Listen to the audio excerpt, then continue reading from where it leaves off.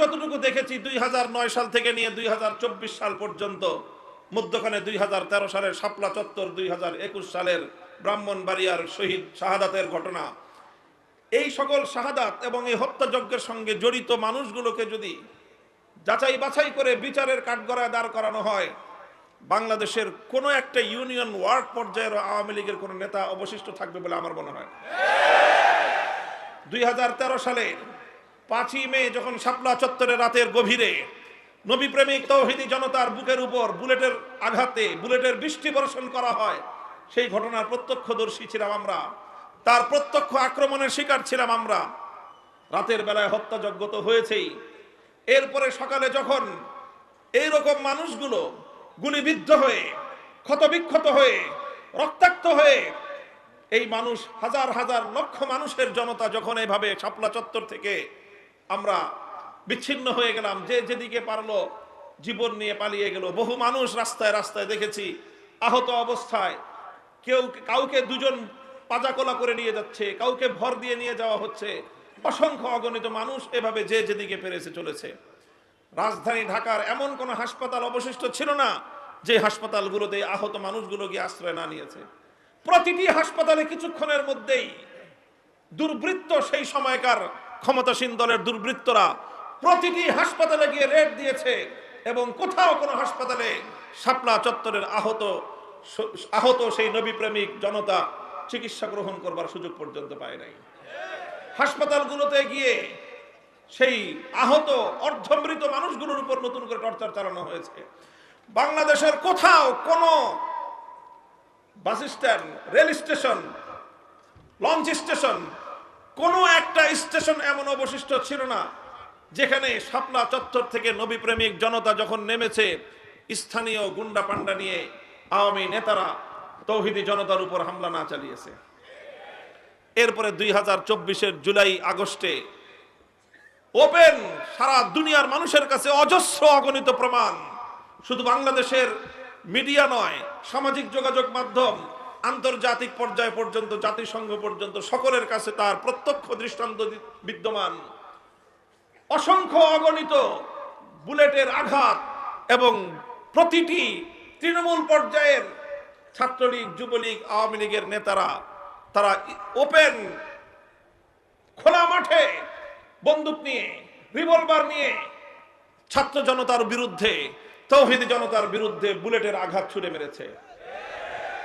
এইভাবে যদি বিচার করা হয়, এই সকল ডকুমেন্টসগুলোর উপর ভিত্তি করে যদি জুলাই হত্যাকাণ্ড, 2021-এর হত্যাকাণ্ড, 13 সালের হত্যাকাণ্ডের যদি বিচার করা হয়, তাহলে একজনে বলেছে 300 আসনে নির্বাচন করার প্রার্থী পাওয়া কঠিন হবে আওয়ামী লীগের।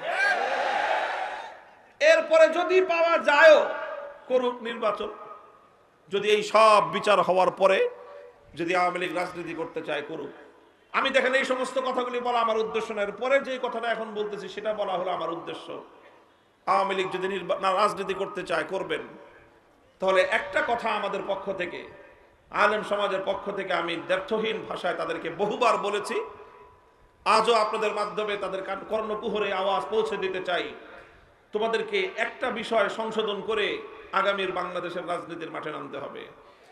সেই বিষয়টা হলো যে আওয়ামী লীগের লোকজনের একটা স্বভাব, তারা মুসলমানরা নামাজ পড়ে, নামাজ নিয়ে আমাদের সঙ্গে তাদের খুব একটা বিতর্ক নাই, রোজা রাখে বিতর্ক নাই, ঈদের নামাজ নিয়ে বিতর্ক নাই, জানাজার নামাজ নিয়ে বিতর্ক নাই, অন্যান্য ধর্মীয় কর্মকাণ্ড নিয়ে বিতর্ক নাই।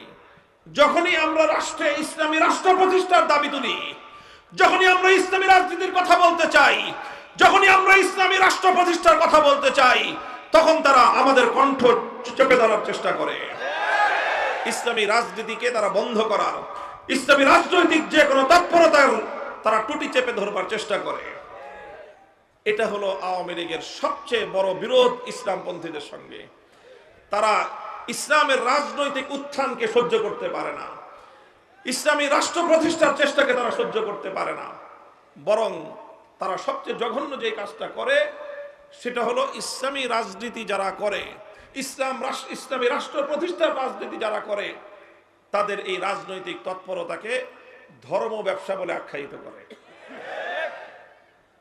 মুহতারাম হাজিরিন, মরহুম আল্লামা দেলোয়ার হোসেন সাইদি রহমতুল্লাহ আলাইহি একটা কথা বলতেন, আরে ধর্ম নিয়ে রাজনীতি তো তাদেরটা নয় যারা ধর্মকে প্রতিষ্ঠার জন্য রাজনীতি করে। আলহামদুলিল্লাহ আমরা তো আল্লাহর জমিনে আমাদের ওপেন বক্তব্য, পরিষ্কার ঘোষণা, জীবনের লক্ষ্য আমাদের আল্লাহর জমিনে আল্লাহর দ্বীনকে জিন্দা করব, আল্লাহর জমিনে আল্লাহর দ্বীনকে বিজয়ী করব, আল্লাহর জমিনে কোরআনী শাসন কায়েম করব, আল্লাহর জমিনে খেলাফত কায়েম করব। সেজন্য যদি জীবন দিতে হয় জীবন দেওয়াকে সৌভাগ্য মনে করব, রক্ত দিতে হলে রক্তের গঙ্গা প্রবাহিত করব, সন্তানদেরকে ইতিম করতে হলে সন্তানরা ইতিম হবে, স্ত্রীদেরকে বিধবা করতে হলে তারা বিধবা হবে। জীবনের বিনিময়ে আল্লাহর জমিনে কোরআনের রাজ কায়েম হওয়া, এটাই আমাদের চূড়ান্ত স্বপ্ন।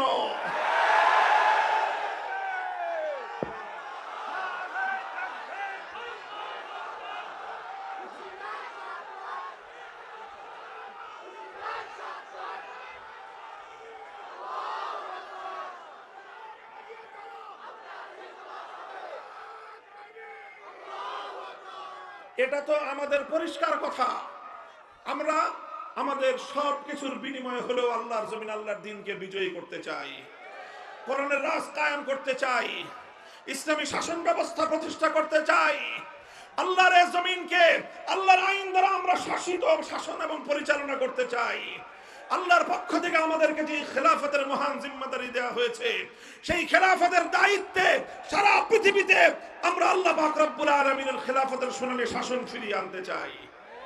আমাদের এই কথার মধ্যে কোনো রাগঢাক নাই, কোনো রাগঢাক নাই, কোনো গোপনীয়তার কিছু নাই। এটা আমাদের ওপেন চ্যালেঞ্জ, আমরা এটাই করতে চাই। কাজেই আমরা কোরআনের জন্য জীবন দিতে প্রস্তুত। আমরা কোরআনকে তেলাওয়াত করি, আমরা আল্লাহর কোরআনকে জানার চেষ্টা করি, কোরআনের জ্ঞান অর্জন করার চেষ্টা করি, কোরআনের আহ্বান মানুষের কর্ণকুহরে পৌঁছে দেওয়ার পয়গাম নিয়ে আমরা দুনিয়াতে ফেরি করি, এবং আল্লাহর কোরআনের সমাজ বিনির্মাণ করবার জন্য, কোরআনের রাজ গড়বার জন্য আমরা আমাদের জীবনকে বাজি লাগাই। এটা আমাদের স্বপ্ন, এটা আমাদের সাধনা, এটাই আমাদের জীবন, এটাই আমাদের মরণ। কাজেই এটা আমাদের ব্যবসা না, এটা আমাদের জীবন। আল্লাহর কোরআন কায়েম করার রাজনীতি করা আমাদের ব্যবসা নয়, এটা আমাদের জীবন, এটাই আমাদের সাধনা। এটার জন্যই আমরা বাঁচি, এটার জন্যই আমরা মরতে চেষ্টা করি।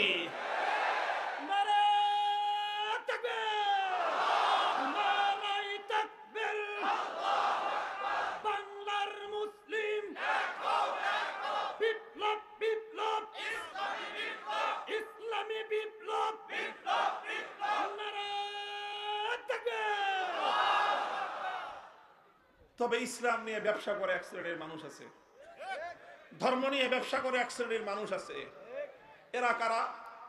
ধর্ম নিয়ে ব্যবসা করে তারা নির্বাচন আসলে যারা মাথায় পট্টি বাঁধে, নির্বাচন আসলে যারা হাতে তসবিহ নেয়, নির্বাচন আসলে যারা মাথায় টুপি পরে মসজিদের মধ্যে গিয়ে মুসল্লিদের সঙ্গে কোরআনের পক্ষে থাকবার জন্য প্রত্যয় ব্যক্ত করে, আবার নির্বাচনের মাধ্যমে মানুষের ভোটটাকে ধোঁকা দিয়ে আদায় করবার পর নির্বাচিত হয়ে যাবার পর আল্লাহর কোরআনের বিরুদ্ধে যারা আইন তৈরি করে।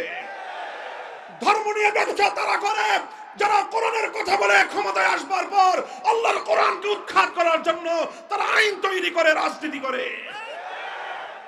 আমরা ধর্ম নিয়ে ব্যবসা করি না, আমরা ধর্মের রাজনীতি করি। আমরা ইসলাম নিয়ে ব্যবসা করি না, আমরা ইসলামের রাজনীতি করি।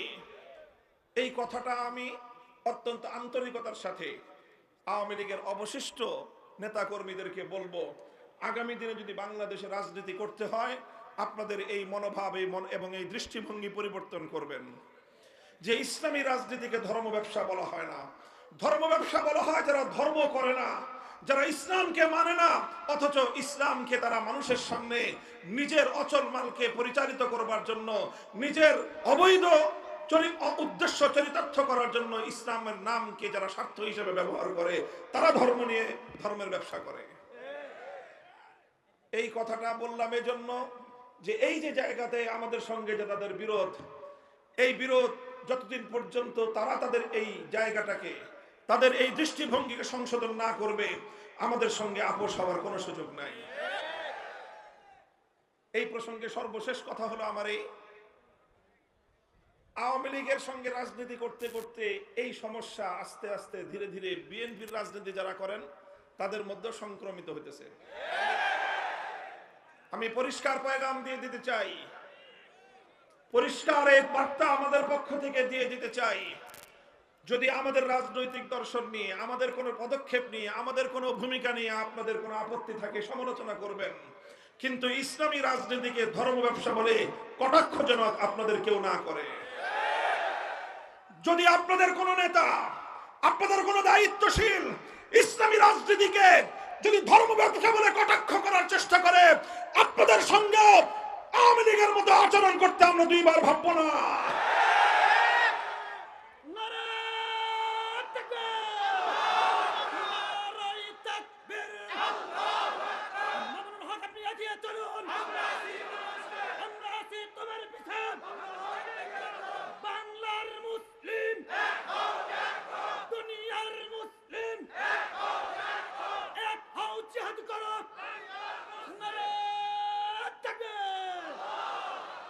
মোহতারাম হাজিরিন, কথাটা পরিষ্কার, সুন্দর পরিষ্কার একটা বার্তা। আমি বাংলাদেশে যারা ইসলাম বিরোধী রাজনীতি যারা করেন অথবা অন ইসলামিক রাজনীতি যারা করেন তাদের প্রতি আমাদের পরিষ্কার বার্তা। এখন মুখে কথা বলছি, সুন্দরভাবে বুঝিয়ে বলছি, যদি আপনি ইসলামের বিরুদ্ধাচরণ করতে চান, গণতান্ত্রিক দেশে ইসলামের বিরুদ্ধাচরণ করতে পারেন। মনে রাখেন, ইসলামের বিরুদ্ধাচরণ করে কেউ ইসলামের এই আল্লাহর প্রজ্বলিত এই আলো নিভিয়ে দিতে পারবে না। ইসলামের জন্মের প্রথম দিন থেকে ইসলামের বিরুদ্ধাচরণ করা হয়েছে, সকল বিরুদ্ধবাদীরাই একদিন ধ্বংস হয়ে গেছে। ইসলাম তার স্বমহিমায় পৃথিবীতে তার আলো বিকিরণ করেই গিয়েছে। আজও আপনি চাইলে আপনি ইসলামের বিরুদ্ধাচরণ করতে পারেন, কিন্তু ইসলাম প্রতিষ্ঠার রাজনীতিকে ধর্ম ব্যবসা বলে কটাক্ষ করবার চেষ্টা করবেন না। আজ এ কথা শান্ত কণ্ঠে বলছি, মনে রাখবেন, এ দেশে আমরা ধীরে ধীরে আলহামদুলিল্লাহ আল্লাহর কোরআনের প্রতি, ইসলামী অনুশাসনের প্রতি, ইসলামী শাসন ব্যবস্থার প্রতি, খেলাফতের শাসন ব্যবস্থার প্রতি, ইসলামী রাজনীতির প্রতি শুধুমাত্র আলেম সমাজ নয়, শুধুমাত্র মাদ্রাসা মসজিদের জনশক্তি নয়, প্রতিটি বিশ্ববিদ্যালয়ে, প্রতিটি ক্যাম্পাসে, প্রতিটি কলেজে, স্কুলে পর্যন্ত ইনশাআল্লাহ আল কোরআনের সৈনিক তৈরি হতে শুরু করেছে। আমরা ইসলামী রাজনীতির আহ্বান সমাজের প্রতিটি মানুষের কাছে পৌঁছে দিতে চাই। সমালোচনা করতে হয় করবেন, ইসলামী রাজনীতিকে ধর্ম ব্যবসা বলে আখ্যায়িত করবার, ইসলামী রাজনীতিকে ধর্ম ব্যবসা বলে কটাক্ষ করার এই আস্পর্ধা বাংলার মাটিতে বেশি দিন বরদাস্ত করা হবে না। ইসলামী রাজনীতির বিরুদ্ধে কেউ যদি কটাক্ষ করে, সরাসরি ইসলামের অবমাননা। যেমনি ভাবে ইসলামের যে কোনো বিধানকে কটাক্ষ করলে ইসলামের অবমাননা হয়, ইসলামের যে কোনো বিধানকে কটাক্ষ করলে আল্লাহর অবমাননা হয়, ঠিক তদ্রুপ ইসলামী রাজনীতিকে কটাক্ষ করলে আল কোরআনের অবমাননা হয়। ইসলামী রাজনীতিকে কটাক্ষ করলে আল্লাহর অবমাননা হয়, ইসলামী রাজনীতিকে কটাক্ষ করলে ইসলামী শরীয়তের অবমাননা হয়, ইসলামী রাজনীতিকে কটাক্ষ করলে আল্লাহর জমিনে ইসলামী রাজনীতির প্রবর্তক নবী মুহাম্মদ আরবীর কটাক্ষ এবং অবমাননা করা হয়। সাবধান, হুঁশিয়ার, এটা ঈমানের সঙ্গে জড়িত একটা প্রশ্ন। আল্লাহ পাক রব্বুল আলামিন সকলকে বুঝবার তৌফিক দান করেন। আমি কোরআনে কারীমের যে আয়াত তেলাওয়াত করেছিলাম সেই আয়াতের আলোচনার দিকে যেতেই পারলাম না, দীর্ঘ আলোচনা আমি করব না। কোরআনে কারীমের সূরাতুন নিসার মধ্যে ৬০ নম্বর আমার তেলাওয়াতকৃত আয়াতে আল্লাহ পাক রব্বুল আলামিন একটি প্রশ্ন রেখেছেন। বিস্ময়কর, বিস্ময়াভিভূত হয়ে বিস্ময়ের সঙ্গে আল্লাহ পাক রব্বুল আলামিন আশ্চর্য বোধ করে একটি প্রশ্ন রেখেছেন। আল্লাহ বলেন, আলাম তারা ইলাল্লাযীনা ইয়াজউমুনা আন্নাহুম আমানু বিমা উনজিলা ইলাইকা ওয়া মা উনজিলা মিন ক্বাবলিক ইউরিদুনা আন ইয়াতাহাকামু ইলাত তাগুতি ওয়া ক্বাদ উমিরু আন ইয়াকফুরু বিহি ওয়া ইউরিদুশ শাইতানু আন ইউদিল্লাহুম দালালাম বাঈদা। আল্লাহ বলেন যে তোমরা কি দেখেছো এক শ্রেণীর মানুষ এমন রয়েছে, তোমরা কি লক্ষ্য করো যে কিছু মানুষ এমন রয়েছে ইয়াজউমুনা আন্নাহুম আমানু, তারা দাবি করে যে তারা নাকি ঈমানদার। তারা কি দাবি করে? কি দাবি করে? তারা নিজেদেরকে ইমানদার বলে দাবি করে। ইয়াজউমুন অর্থই হলো ইয়াদউন, তারা নিজেদেরকে ইমানদার বলে দাবি করে। অথচ আল্লাহর কোরআন বলতেছে অথচ ইউরিদুনা আইয়াতাহাকামু ইলাত তাগুত ওয়া ক্বাদ উমিরু আন ইয়াকফুরু বিহি, নিজেদেরকে তারা ইমানদার বলে দাবি করে অথচ তারা তাগুতের কাছে বিচার চায়, তারা তাগুতের কাছে ফয়সালা জানতে চায়, তারা তাগুতের সিদ্ধান্ত জানতে চায়। অথচ আল্লাহর পক্ষ থেকে সমস্ত মানব জাতিকে স্পষ্ট বার্তা দিয়ে দেওয়া হয়েছে যে তোমরা তাগুতকে অস্বীকার করো। কোরআনে কারীমের এই আয়াত, সূরাতুন নিসার এই আয়াত স্পষ্ট ভাষায় মানব জাতির কাছে একটা বার্তা তুলে ধরে। সেই বার্তাটা হলো এই, যারা তাগুতকে বিশ্বাস করে, যারা তাগুতের সিদ্ধান্ত মানবার জন্য প্রস্তুত হয়, তারা আর কিছু হলেও হতে পারে, হাজি হতে পারে, গাজী হতে পারে, পাজি হতে পারে, কিন্তু ইমানদার হতে পারে না। আল্লাহর কোরআনের বার্তা হলো এই যে তুমি তাগুতের কাছে ফয়সালা চাইবা, তাগুতের কাছে সিদ্ধান্ত জানতে চাইবা, তাগুতের বিচার মানবা, আবার নিজেকে ইমানদারও মনে করবা, এই দুটো কোশ্চেন কেন একত্রিত হতে পারে না। কোরআনে কারীমের বহু আয়াত একইভাবে আল্লাহ পাক রব্বুল আলামিন তাগুতের প্রতি ইমানদারদেরকে চূড়ান্তভাবে তাগুতকে বর্জন করতে বলা হয়েছে। সূরাতুল বাকারার মধ্যে আল্লাহ পাক রব্বুল আলামিন স্পষ্ট ভাষায় বলেছেন, আল্লাহ পাক রব্বুল আলামিন কোরআনে কারীমের বিভিন্ন জায়গায় তাগুত সম্পর্কে পরিষ্কার বার্তা দিয়েছেন। আল্লাহ বলেছেন, আল্লাযীনা আমানু ইউকাতিলুনা ফী সাবিলিল্লাহ ওয়াল্লাযীনা কাফারু ইউকাতিলুনা ফী সাবিলিত তাগুত। আল্লাহ বলেন, যারা ঈমানদার তারাও লড়াই করে, যারা বেঈমান তারাও লড়াই করে। ঈমানদাররা লড়াই করে আল্লাহর পথে, বেঈমানরা লড়াই করে তাগুতের পথে। সুতরাং আল্লাহর পথ হলো ভিন্ন, তাগুতের পথ হলো ভিন্ন। আলো এবং অন্ধকার যেমন একাকার হতে পারে না, আসমান আর জমিন যেমন একত্রিত হতে পারে না, ঠিক তেমনি ভাবে আল্লাহর উপর বিশ্বাস এবং তাগুতের উপর আস্থা বিশ্বাস, এই দুটো কোশ্চেন কেন একত্রিত হতে পারে না। যদি আপনি আমি ইমানদার হতে চাই, মুমিন হতে চাই, তাহলে পরিষ্কার আল্লাহর কোরআন পরিষ্কার সাফ সাফ আমাদেরকে বলে দিয়েছে যে তোমাদেরকে আল্লাহর উপর ইমানদার হতে হবে, আল্লাহর উপর বিশ্বাসকে অটল এবং অবিচল রাখতে হবে, একই সঙ্গে তাগুতকে তোমার অস্বীকার করতে হবে। তুমি যদি তাগুতকে অস্বীকার করতে না পারো, তাহলে তুমি তোমার ঈমান কোশ্চিনকালে আল্লাহর নিকট গ্রহণযোগ্য হতে পারে না। প্রশ্ন আসতে পারে, তাগুত কাকে বলা হয়? খুব সংক্ষিপ্ত আলোচনার মাধ্যমে আমি আপনাদের সম্মুখে তাগুতের সংক্ষিপ্ত পরিচয় তুলে ধরবো, এটাই আমার আলোচনার সর্বশেষ পয়েন্ট। মুহতারাম হাজিরিন, যুগে যুগে কোরআনে কারীমের যত মুফাসসিরিনগণ তাফসীর লিখেছেন, কোরআনে কারীমের তাফসীর করেছেন, তারা সকলেই তাগুতের পরিচয় তুলে ধরেছেন। সকল মুফাসসিরিনদের আলোচনাকে যদি একত্রিত করা হয়, তাগুত সম্পর্কে মুফাসসিরিনগণ যেই ব্যাখ্যা, যেই বিশ্লেষণ, তাগুতের যেই ডেফিনিশন এবং তার যে সংজ্ঞা তুলে ধরেছেন, তার সারমর্ম হলো এই, তাগুত কাকে বলা হয়? তাগুত বলা হয় আল্লাহ পাক রব্বুল আলামিনের জন্য যেই স্থান, যেই আসন নির্ধারিত, আল্লাহর জন্য যেই মর্যাদাটা নির্ধারিত, আল্লাহর জন্য নির্ধারিত আসন যদি কোনো গায়রুল্লাহকে দেওয়া হয়, কোনো গায়রুল্লাহকে যদি আল্লাহর জন্য নির্ধারিত আসনে বসানো হয়, সেই গায়রুল্লাহকেই বলা হয় তাগুত। কথা বোঝা গেল? যেমন ছোট্ট একটা দৃষ্টান্ত দেই, আপনার প্রশ্নের জবাব দিয়ে দৃষ্টান্তটা বুঝতে সহজ হবে।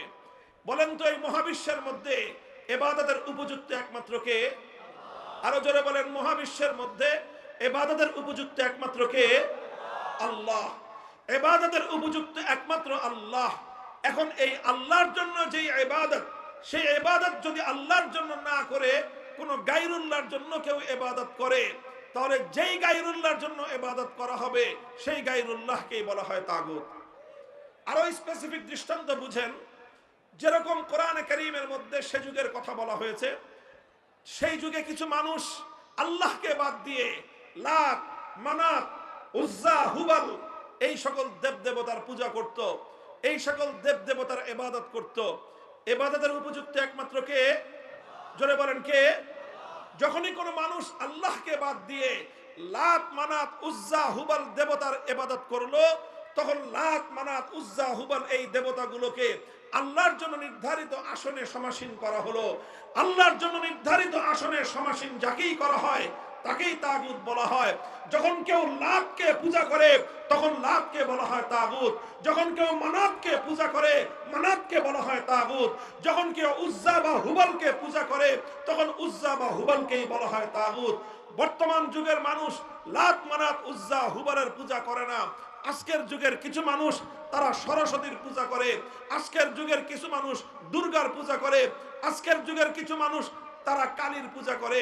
আল্লাহকে বাদ দিয়ে বিভিন্ন দেবদেবতার পূজা করে।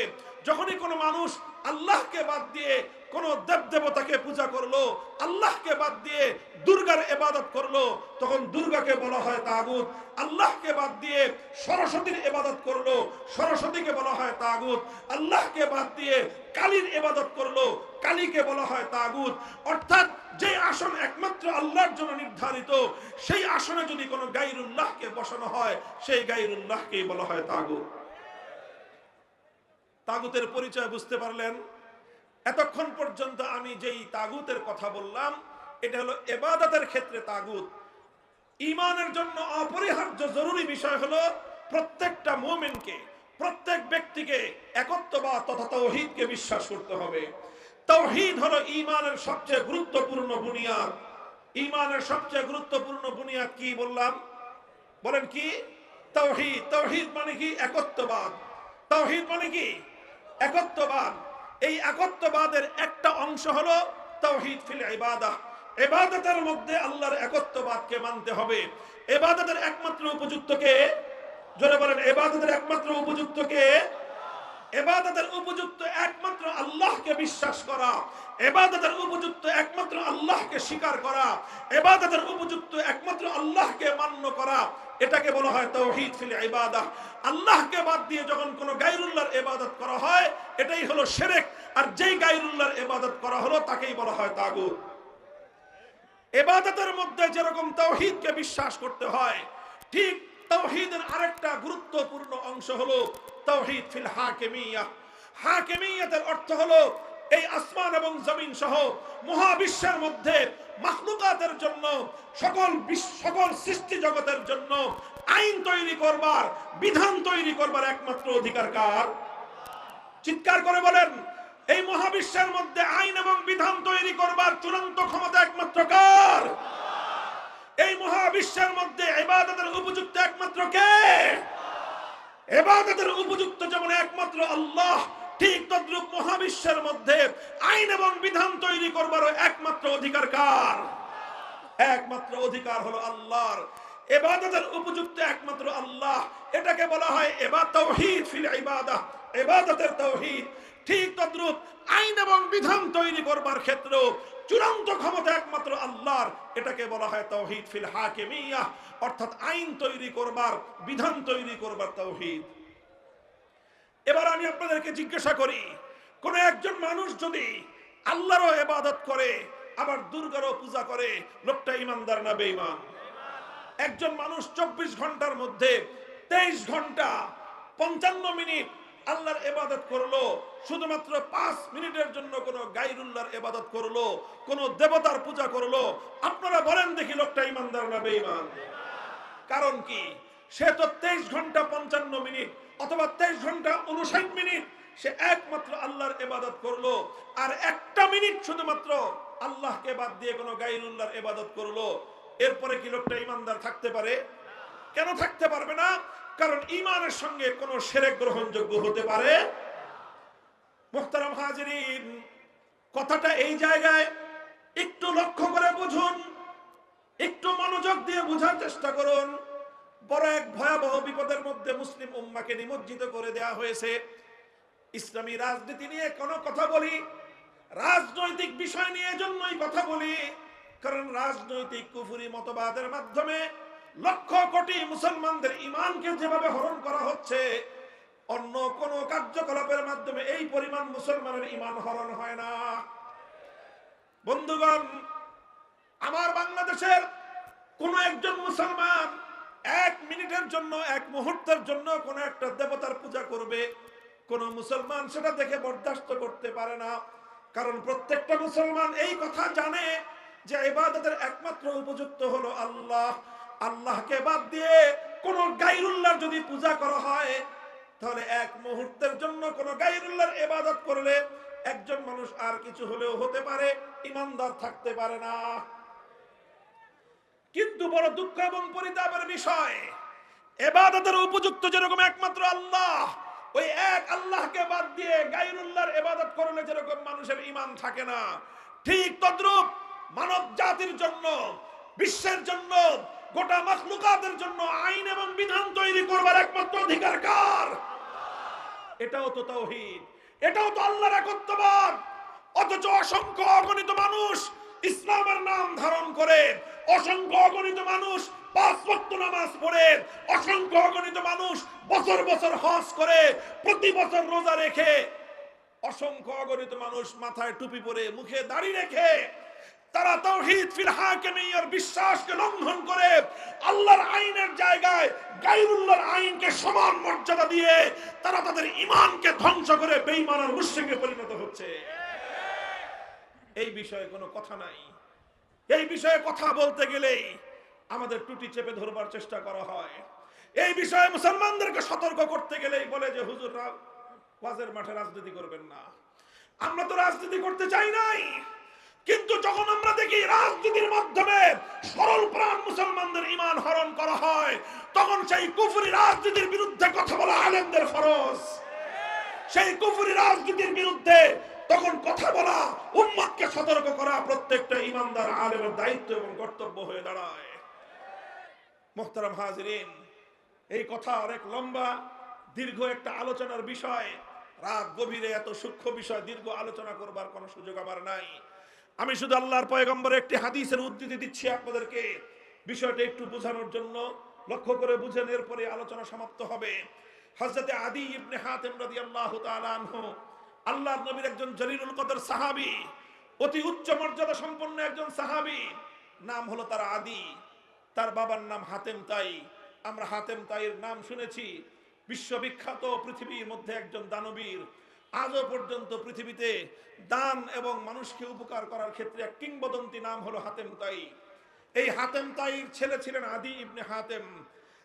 আদী ইবনে হাতেম তিনি তার গোত্রের একজন সর্দার ছিলেন, প্রধান ছিলেন। তারা খ্রিস্টান জাতি ছিলেন। সেই আদী ইবনে হাতেম আল্লাহর নবীর কাছে আসলেন নবীজির সঙ্গে দেখা করতে। নবীজির কাছে এসে দেখেন যে আল্লাহর নবী কোরআনে কারীমের সূরাতুল বারাতের আয়াত তেলাওয়াত করতেছেন, ইত্তাখাযু আহবারাহুম ওয়া রুহবানাহুম আরবাবাম মিন দুনিল্লাহ, ইত্তাখাযু আহবারাহুম ওয়া রুহবানাহুম আরবাবাম মিন দুনিল্লাহ। আল্লাহ পাক রব্বুল আলামিন কোরআনে কারীমের মধ্যে খ্রিস্টানদের সম্পর্কে একটা অভিযোগ করেছেন। অভিযোগটা হলো খ্রিস্টানরা, তাদের মধ্যকার দুই শ্রেণীর মানুষ। এক হলো আহবার, অর্থাৎ তাদের মধ্যে যারা জ্ঞানী সম্প্রদায়, আরেক হলো তাদের রুহবান, তাদের মধ্যে যারা পাদ্রী সম্প্রদায়। তাদের জ্ঞানী এবং তাদের পাদ্রী, এই দুই শ্রেণীর মানুষকে তারা রব বলে গ্রহণ করে নিয়েছে, আল্লাহকে বাদ দিয়ে। এটা হলো খ্রিস্টানদের ধর্মবিশ্বাস। যখন আল্লাহর নবী কোরআনের এই আয়াত শুনলেন, এই আয়াত তেলাওয়াত করলেন, আদী ইবনে হাতেম আল্লাহর নবীর কাছে প্রশ্ন করলেন যে ইয়া রাসূলুল্লাহ, আপনার কোরআনের মধ্যে, আপনাদের ধর্মগ্রন্থে আমাদের খ্রিস্টানদের সম্পর্কে যে অভিযোগটা করা হয়েছে, সেই অভিযোগটা তো অবাস্তব। আল্লাহর নবী বললেন, কিভাবে অবাস্তব?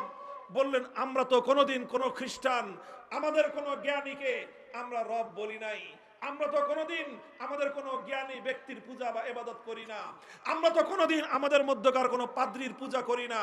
আমরা তো কোনোদিন আমাদের কোনো পাদ্রীকে আমাদের রব বলে আমরা ঘোষণা করি নাই। তাহলে আপনি কেন বলছেন যে খ্রিস্টানরা তাদের পাদ্রী এবং তাদের জ্ঞানীদেরকে রব বলে গ্রহণ করে নিয়েছে? এই কথাটা তো খ্রিস্টানদের সম্পর্কে ঠিক নয়। আল্লাহর নবী তখন আদী ইবনে হাতেমকে পাল্টা প্রশ্ন করলেন, হে আদী তুমি জবাব দাও, হে আদী তুমি জবাব দাও যে তোমরা আলাস্তুম হাররামতুম মা হাররামুহু ওয়া আহলালতুম মা আহাল্লুহু। তুমি আমাকে একটা জবাব দাও, তোমাদের খ্রিস্টানদের মধ্যে এমন কোন রীতি আছে কিনা যে আল্লাহ পাক রব্বুল আলামিন কোন একটা জিনিসকে বৈধ বলেছেন, অথচ আল্লাহর সেই হালালকৃত বৈধ জিনিসটাকে তোমাদের জ্ঞানী এবং পাদ্রীরা মিলে যদি অবৈধ ঘোষণা করে দেয়, তখন খ্রিস্টান তোমরা সম্প্রদায়, তোমাদের জ্ঞানীদের, তোমাদের সুশীল সমাজ যখন সেটাকে অবৈধ বলল, আল্লাহ বৈধ বলেছেন, হালাল বলেছেন, তোমাদের সুশীলরা যখন সেটাকে হালাল অবৈধ বলে দেয়, তোমরা সেটাকে অবৈধ বলে মেনে নাও। আবার বিপরীতে আল্লাহ যেটাকে অবৈধ করেছেন, আল্লাহ যেটাকে হারাম করেছেন, তোমাদের জ্ঞানী সম্প্রদায়, পাদ্রী সম্প্রদায় মিলে সেটাকে যখন বৈধ বলে দেয়, তখন তোমরা সেটাকে বৈধ বলে মেনে নাও। এমন বিষয় খ্রিস্টানদের মধ্যে আছে কিনা? তখন আদি ইবনে হাতেম বললেন যে হ্যাঁ ইয়া রাসূলুল্লাহ, এই ধরনের বিষয় তো খ্রিস্টানদের মধ্যে আছে। খ্রিস্টানদের মধ্যে এমন অহরহ ঘটনা ঘটে যখন তাদের আল্লাহ প্রদত্ত কোনো বিধান, আসমানি শরীয়তের কোনো বিধান যখন তাদের পছন্দ হয় না, আল্লাহ যেটাকে বৈধ করলেন এটা তাদের পছন্দ হয় না, তখন তাদের পাদ্রীরা এবং তাদের জ্ঞানীরা মিলে সেটাকে অবৈধ ঘোষণা করে দেয়, আর খ্রিস্টান সম্প্রদায় সেটাকে অবৈধ বলে মেনে নেয়। আবার যখন আল্লাহ যেটাকে অবৈধ করেছেন সেটা তাদের করতে মনে চায়, তখন তাদের জ্ঞানী এবং তাদের পাদ্রী সম্প্রদায় বলে বসে তারা একটা আইন পাশ করে দেয় যে এখন থেকে এটা বৈধ। তখন গোটা খ্রিস্ট সম্প্রদায় সেটাকে বৈধ বলে মেনে নেয়। এই বিষয়টা আছে। আল্লাহ রসুল তখন বললেন ফাতিলকা ইবাদাতুহুম, হে আদি তুমি মনে রাখো কোনটা মানুষের জন্য বৈধ হবে, কোনটা অবৈধ হবে, কোনটা আইন সম্মত হবে, কোনটা বেআইনি হবে, সেটা নির্ধারণ করবার চূড়ান্ত ক্ষমতা একমাত্র আল্লাহর। দুনিয়ার কোন মানুষ আল্লাহ পাক রব্বুল আলামিনের কোন বৈধকে অবৈধ ঘোষণা করতে পারে না। আল্লাহর কোন অবৈধকে দুনিয়ার কোন মানুষ বৈধ ঘোষণা করতে পারে না। যে মানুষ আল্লাহর বৈধকে অবৈধ বলবে, যে মানুষ আল্লাহর অবৈধকে বৈধ বলবে, সে সরাসরি আল্লাহর সঙ্গে টক্কর দিল, সে আল্লাহর সঙ্গে বিরোধ করলো। এই পৃথিবীতে সে হলো সবচেয়ে বড় তাগুত। মুহতারাম হাজিরিন, বড় দুঃখ এবং পরিতাপের বিষয় হলো এই যে 1 মিনিটের জন্য আল্লাহর জায়গায় কোনো গায়রুল্লাহর ইবাদত করলে কোনো মানুষ ইমানদার থাকতে পারে না। এই কথা সবাই মানে, এই কথা সবাই বিশ্বাস করে, অথচ আজ পাশ্চাত্য রাজনীতি আমাদের সমাজের মধ্যে এমন এক ভয়ঙ্কর রাজনৈতিক দর্শন চাপিয়ে দিয়েছে, যেই রাজনৈতিক দর্শনের মাধ্যমে সমাজের কিছু নির্বাচিত মানুষ কোন একটা সংসদে বসে অথবা কোন একটা মন্ত্রণালয়ে বসে, মন্ত্রী পরিষদের বৈঠকে বসে আল্লাহর কোরআনের অসংখ্য আইনকে তারা পরিবর্তন করে দিচ্ছে, আল্লাহর কোরআনের বিধানকে তারা পরিবর্তন করে দিচ্ছে। আর হাজার হাজার লক্ষ লক্ষ মানুষ টুপি পরে নামাজ পড়ে, অথচ আল্লাহর কোন আইনকে যখন পরিবর্তন করে দেওয়া হয় তখন তারা সকলেই সেই মানুষের বানানো আইনকে আল্লাহর আইনের পরিবর্তে তারা মেনে নেয়। ও দোস্ত, পৃথিবীতে এর চেয়ে বড় শিরক আর কিছুই হতে পারে না। মুহতারাম হাজিরিন, আখেরি পয়গাম আপনাদের কাছে এটাই বলতে চাই, পৃথিবীতে মুসলমানদের মধ্যে অভিশাপ ছিল না। 600 বছর পর্যন্ত পৃথিবী মুসলমানরা শাসন করেছে। কোনদিন কোন মুসলিম জাতির মধ্যে এমন চিন্তাও কেউ করে নাই যে আল্লাহর আইনকে পরিবর্তন করে মানুষ কোন আইন তৈরি করতে পারে। সর্বপ্রথম মুসলমানদের মধ্যে অভিশাপ তৈরি হয়েছে, অভিশাপ দেখা দিয়েছে চেঙ্গিস খানদের মাধ্যমে, হালাকু খানদের উত্তরসূরিদের মাধ্যমে। তাতারিরা চেঙ্গিস খানের উত্তরসূরি, সেই বর্বর তাতারি মঙ্গোলীয়রা যখন মুসলমানদের বাগদাদকে ধ্বংস করে, মুসলমানদের এলাকাগুলোকে দখল করে নেয়, সেই এলাকায় সর্বপ্রথম তারা আল্লাহর আইন উৎখাত করে আল্লাহর আইনের পরিবর্তে চেঙ্গিস খানের বানানো আইন দিয়ে তারা সমাজকে শাসন করতে আরম্ভ করে। সর্বপ্রথম মুসলমানদের উপরে অভিশাপ চাপিয়ে দেয় কারা? মঙ্গোলীয় তাতারিরা।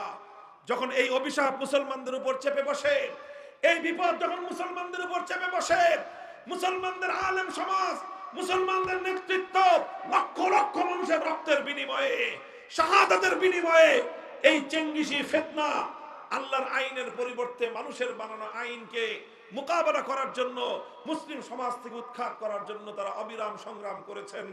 শাইখুল ইসলাম ইবনে তাইমিয়া রাহমাতুল্লাহ আলাইহি, যার নাম আজ উচ্চারণ করা হয় আরবে এবং আজমে, যেই শাইখুল ইসলাম ইবনে তাইমিয়ার নাম উচ্চারণ না করে দুনিয়া মুসলিম উম্মাহ এক কদম সামনে চলতে পারে না। সেই ইবনে তাইমিয়া রাহমাতুল্লাহ আলাইহি তার জীবদ্দশায় এই তাতারিদের মোকাবেলা করতে গিয়ে জীবনের দীর্ঘ একটা সময় কারারুদ্ধ থেকেছেন। 6 বার তিনি কারারুদ্ধ হয়েছেন। কারাগারের অন্ধকার প্রকোষ্ঠে তার জীবনের গুরুত্বপূর্ণ সময়, অধিকাংশ সময় অতিক্রান্ত হয়েছে। সব জুলুম সহ্য করেছেন, সমস্ত ত্যাগের কোরবানি হাসি মুখে বরণ করে নিয়েছেন, কিন্তু আল্লাহর আইনের পরিবর্তে মানুষের বানানো আইনকে এক মুহূর্তের জন্য মেনে নেন নাই। অনেক ত্যাগের কোরবানির মাধ্যমে এক সময় তাতারিদের পতন হয়, অনেক তাতারিরা মুসলমান হয়ে যায়, বাকিরা উৎখাত হয়ে আবার মুসলমানদের উপর, সেই মুসলমানদের উপর থেকে সেই বিপদ দূর হয়ে আবার আল্লাহর আইন এবং আল্লাহর শাসন, আল্লাহর কোরআনের শাসন ফিরে আসে। এইভাবে চলতে চলতে সেই মুসলমানদের সালতানাতে ওসমানিয়ার সময় পর্যন্ত, মুসলমানদের সালতানাতে ওসমানিয়া এবং এই ভারতবর্ষের মোগল সাম্রাজ্য সময় পর্যন্ত আইন চলতো একমাত্র কার? শাসন করত মুসলমান, শাসন করত শাসক, শাসন করত রাজা বাদশাহ, আইন চলতো কার? এভাবেই চলছে মুসলমানরা। যখন 1757 সালে সর্বপ্রথম এই ব্রিটিশ বর্ষ, এটা যখন এই ভারতবর্ষকে ব্রিটিশরা দখল করে, মুসলমানদের রাজত্বকে দখল করে, ব্রিটিশরা যখন তাদের গোলামী জিঞ্জির দিয়ে জাতিকে বন্দী করে নেয়, তখন তারা সবচেয়ে বড় যে বিপদটা মুসলমানদের কাঁধের উপর চাপিয়ে দিয়েছিল, তাদের স্বাধীনতা কেড়ে নিয়েছে, দেশ কেড়ে নিয়েছে, সম্পদ কেড়ে নিয়েছে, এটা বড় বিপদ ছিল না, বরং সবচেয়ে বড় বিপদ ছিল ব্রিটিশরা। তারা মুসলমানদের সমাজ থেকে আল্লাহর আইন, আল্লাহর কোরআনের আইন, শরীয়তের আইনকে উৎখাত করে ব্রিটিশ প্রবর্তিত আইন মুসলমানদের উপর চাপিয়ে দেয়। মুহতারাম হাজরিন, 190 বছর পর্যন্ত ব্রিটিশদের মোকাবেলা করা হয়েছে, সংগ্রাম করা হয়েছে, যুদ্ধ করা হয়েছে, জিহাদ করা হয়েছে, ব্রিটিশদেরকে উৎখাত করা হয়েছে। 1947 সালে 190 বছরের সংগ্রামের মধ্য দিয়ে ব্রিটিশদেরকে উৎখাত করা হয়েছিল। ব্রিটিশদের বানানো আইন দিয়ে আবার মুসলমানরা শাসিত হবে এজন্য নয়। ব্রিটিশরা উৎখাত হয়েছে 1947 সাল থেকে আজ 2025 সাল, কত বছর হয়? প্রায় 75 বছর, প্রায় 72-73 বছর, দীর্ঘ সময়। বন্ধুগণ, এই দীর্ঘ একটা সময়, 78 বছর সময় অতিক্রান্ত হয়েছে। মুসলমানরা একটাই আক্ষেপ, যারা কোরআন বুঝেন, যারা হাদিস বুঝেন, ইসলামের ইতিহাস নিয়ে যারা স্টাডি করেন, আমাদের আক্ষেপ একটাই, 78 বছর আগে ব্রিটিশদেরকে আমাদের পূর্বপুরুষরা রক্তের বিনিময়ে, শাহাদাতের বিনিময়ে, অসংখ্য অগণিত মানুষের জীবনের বিনিময়ে যেই ব্রিটিশদেরকে বিতাড়িত করে আমরা আমাদের মাতৃভূমিকে স্বাধীন করেছিলাম, আমাদের মানচিত্র স্বাধীন হয়েছে, পতাকা স্বাধীন হয়েছে, কিন্তু জাতি হিসেবে আজও আমরা স্বাধীন হতে পারি নাই। বলবেন কেন জাতি হিসেবে স্বাধীন হতে পারলাম না? হে আমার জাতি, শুধু পতাকা, স্বাধীন পতাকা উড়লেই জাতি স্বাধীন হয় না, মানচিত্র স্বাধীন হলেই জাতি স্বাধীন হয় না। কিভাবে তুমি তোমাকে স্বাধীন ভাবো? আজও তোমার দেশের আদালত পরিচালিত হয় আল্লাহর কোরআনের আইন অনুযায়ী নয়, ব্রিটিশ প্রবর্তিত আইন অনুযায়ী। তুমি কিভাবে তোমাকে স্বাধীন ভাবো? আজও তোমার দেশের শাসন ব্যবস্থা পরিচালিত হয় আল্লাহ প্রদত্ত শাসন ব্যবস্থা অনুযায়ী নয়, বরং ব্রিটিশ প্রবর্তিত শাসন ব্যবস্থা অনুযায়ী আজও তোমার প্রশাসন চলে। আজও তোমার শিক্ষা ব্যবস্থা আল্লাহর কোরআনী শিক্ষা চলে না, ইসলামী শিক্ষা ব্যবস্থা দিয়ে তোমার দেশ চলে না, বরং ব্রিটিশ প্রবর্তিত শিক্ষা ব্যবস্থা দিয়ে আজও তোমার দেশ হয়। আজও তোমার দেশের অর্থনীতি আল্লাহ প্রদত্ত অর্থ ব্যবস্থা দিয়ে চলে না, আজও তোমার অর্থনীতি ব্রিটিশ প্রবর্তিত সুদ ভিত্তিক অর্থ ব্যবস্থা দিয়ে পরিচালিত হয়। যে দেশের অর্থ ব্যবস্থা ব্রিটিশ প্রবর্তিত, যে দেশের শিক্ষা ব্যবস্থা ব্রিটিশ প্রবর্তিত, যে দেশের শাসন ব্যবস্থা ব্রিটিশ প্রবর্তিত, যে দেশের আইন ব্রিটিশ প্রবর্তিত, তাদের মানচিত্র স্বাধীন হতে পারে, পতাকা স্বাধীন হতে পারে, সে জাতি আজও স্বাধীনতা পায় না।